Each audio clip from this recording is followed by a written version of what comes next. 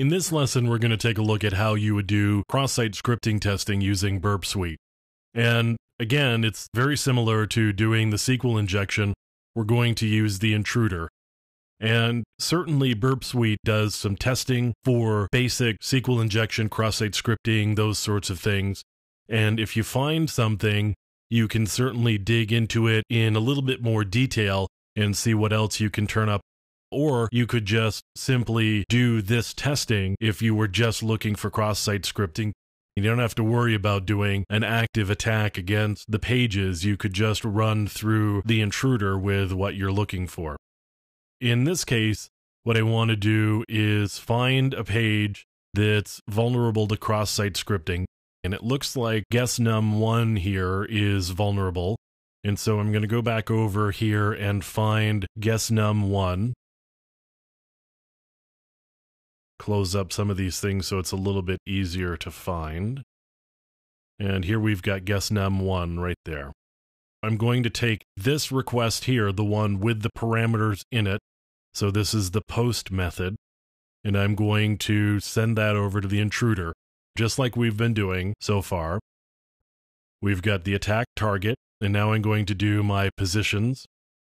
And I'm going to clear everything out. And all I want to do is I want to do the player parameter here. So I'm going to add a position in. Now I'm going to go to my payloads, and I'm going to leave it a simple list again, although I could do other manipulations for it. And I'm going to go to cross-site scripting. You can see, similar to SQL injection, we've got a lot of different possibilities here, because I don't see just a very basic one. I'm just going to do this right here. This is a very, very simple one. And I'm going to add that in. Now we can go back up to the intruder menu. We can do a start attack. And it's going to pop it up just like we did before. And let's see what we actually got for responses here. Open this up a little bit more so we can actually see something.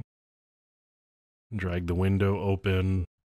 And now let's do a render. And it looks like everything is there, although we're not actually getting much of anything here that would suggest that it's popping up. Certainly Burp Suite's not popping it up. It's hard to tell exactly what's going on.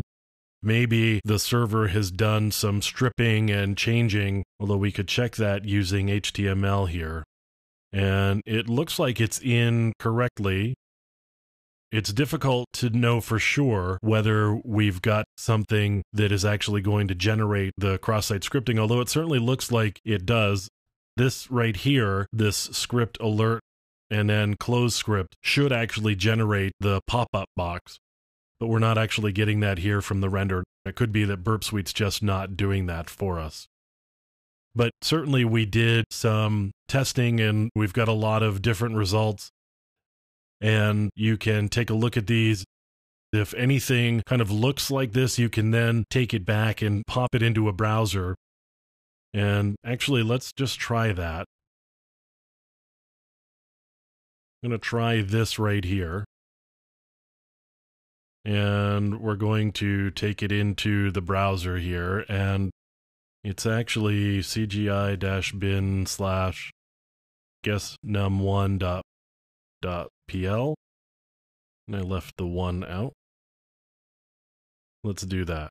So now we're going to paste this in. We're going to click guess.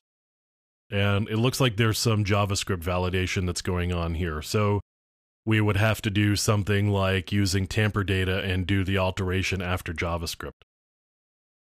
As usual, using these automated tools isn't the ending of doing this sort of testing.